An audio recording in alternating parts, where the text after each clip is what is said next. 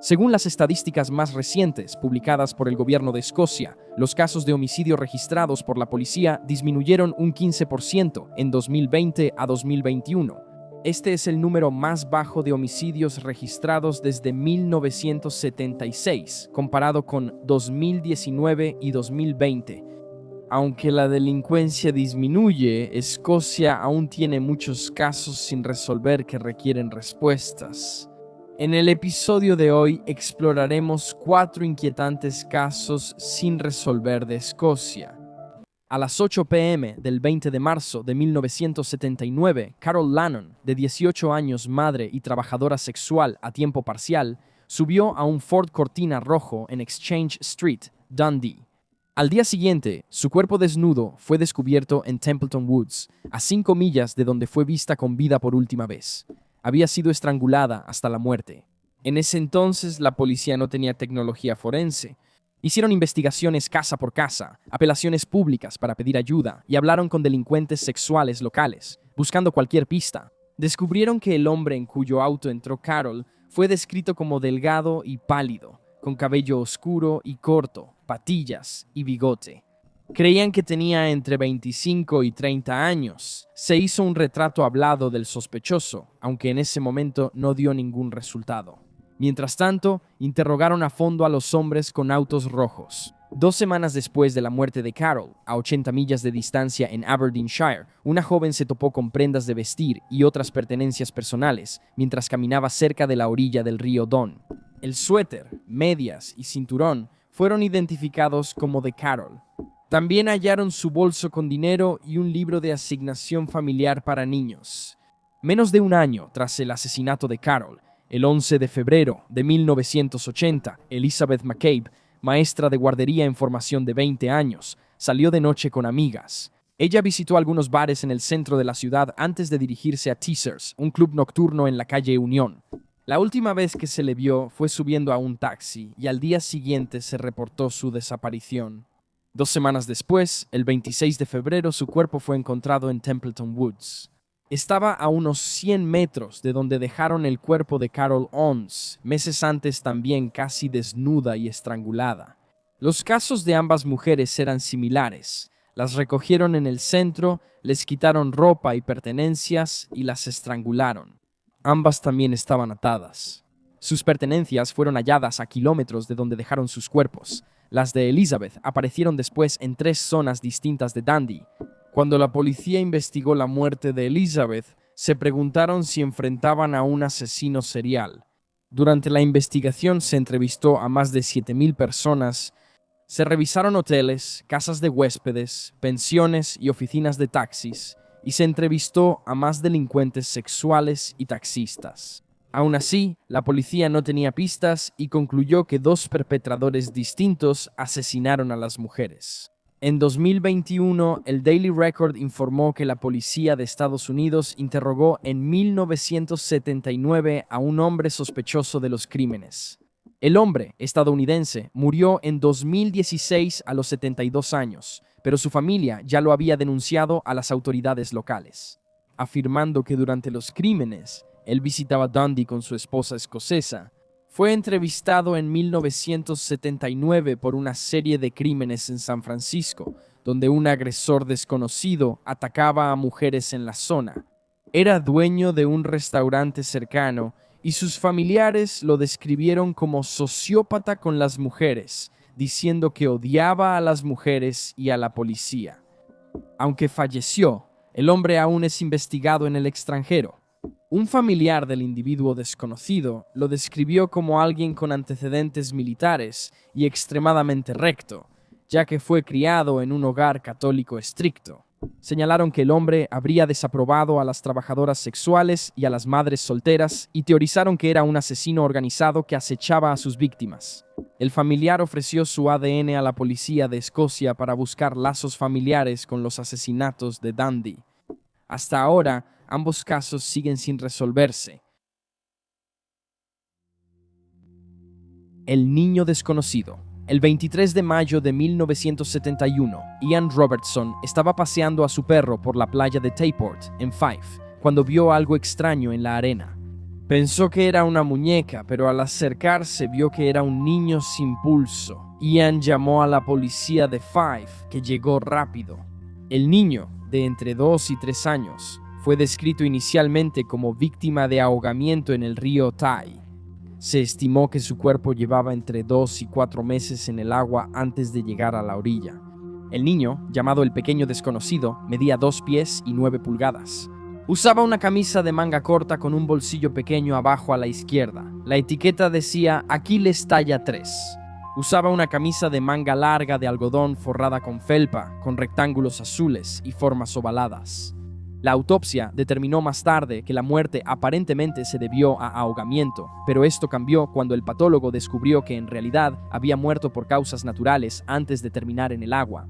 El pequeño fue enterrado en el cementerio de Tayport el 27 de mayo, 4 días después de ser hallado, y luego los habitantes pagaron una lápida. Los investigadores revisaron los reportes de personas desaparecidas, pero no encontraron nada que les ayudara a identificar al pequeño.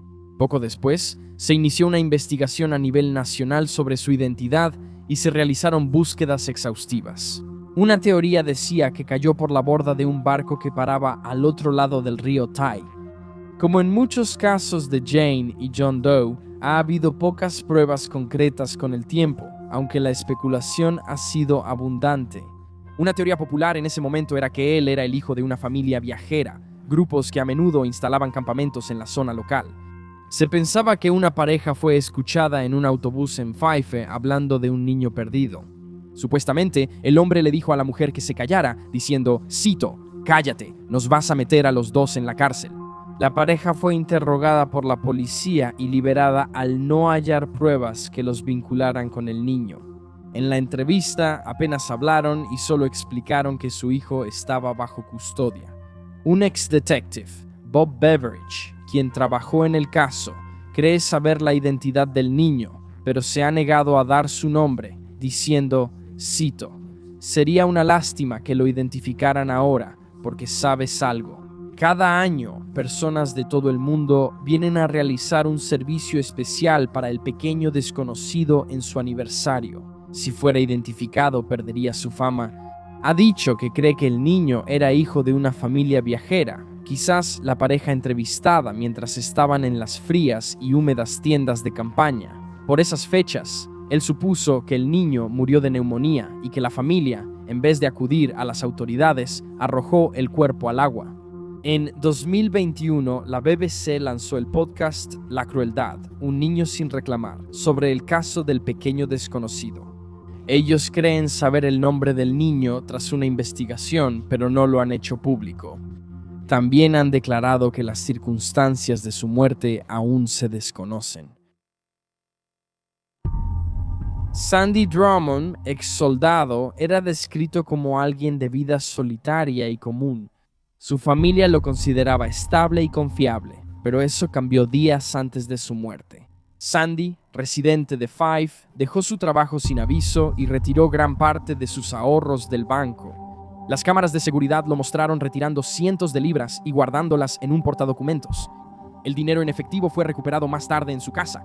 Lo hallaron muerto el 24 de junio de 1991 en un camino rural, a pocos cientos de metros de la entrada principal de su cabaña en Boar Hills. Al principio, los investigadores pensaron que el hombre de 33 años murió por causas naturales al no ver lesiones, pero la autopsia reveló que fue estrangulado. Se cree que fue asesinado con una llave de jiu-jitsu que bloquea arterias y venas yugulares, interrumpiendo el flujo de sangre al cerebro.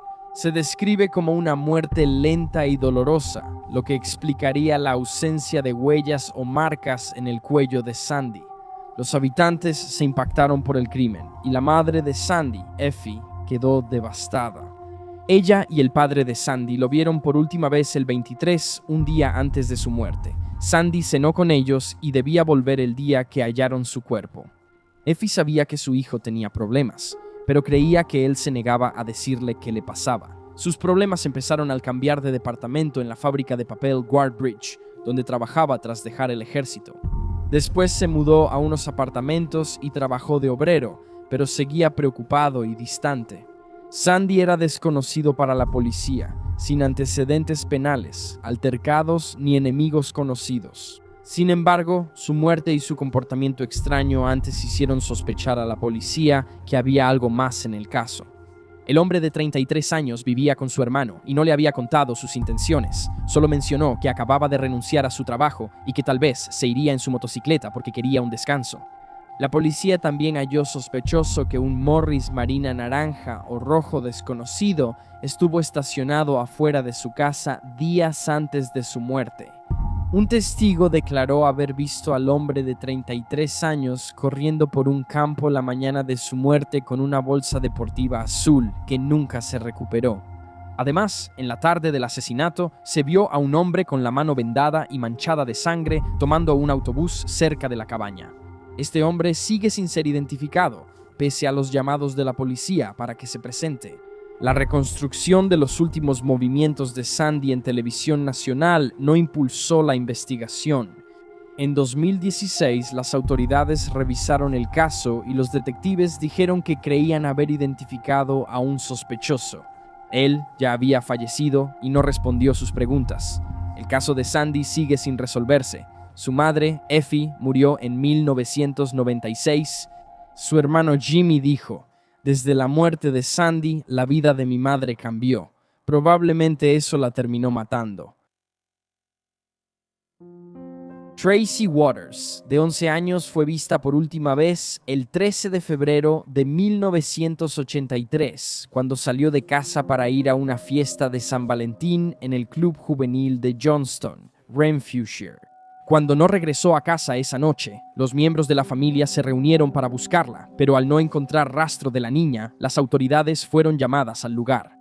A las 8 a.m. del día siguiente, hallaron el cuerpo de Tracy. Fue golpeada y estrangulada. Su madre, Margarita, escuchó en la radio el anuncio de que se había encontrado el cuerpo de una niña. Inmediatamente, el miedo le oprimió el pecho. Momentos después, la policía llegó a la puerta para darle la horrible noticia en persona. Los restos de Tracy fueron arrojados bajo un seto en el jardín trasero de una casa en Shanks Crescent y parte de su ropa fue arrancada. Investigadores creen que el perpetrador fue interrumpido y asustado antes de agredir sexualmente a Tracy. Mirando hacia atrás, Margarita cree que pudo haber sido ella misma u otro miembro de la familia quien los asustó, ya que estaban buscando a la niña de 11 años en la zona en ese momento. Solo unas semanas después de la muerte de Tracy, el hermano de Margarita, Adam McDermott, fue acusado del asesinato. 77 días después, lo liberaron por falta de pruebas. Nadie más ha sido acusado en los años siguientes. Para empeorar las cosas, la policía ha admitido haber contaminado y, de otras maneras, arruinado pruebas cruciales que podrían haber vinculado al asesino con la escena. Tras ser liberado, McDermott fue marginado porque la gente creía que era culpable. Su hermana Margarita lo acusó. Aunque no había mostrado señales de violencia ni había tenido problemas con la ley antes, ella no estaba completamente convencida de su inocencia. En 2001, a los 45 años, McDermott le dijo a su familia que recogería sus beneficios, pero nunca lo hizo. No se le ha visto desde que desapareció con una mochila grande.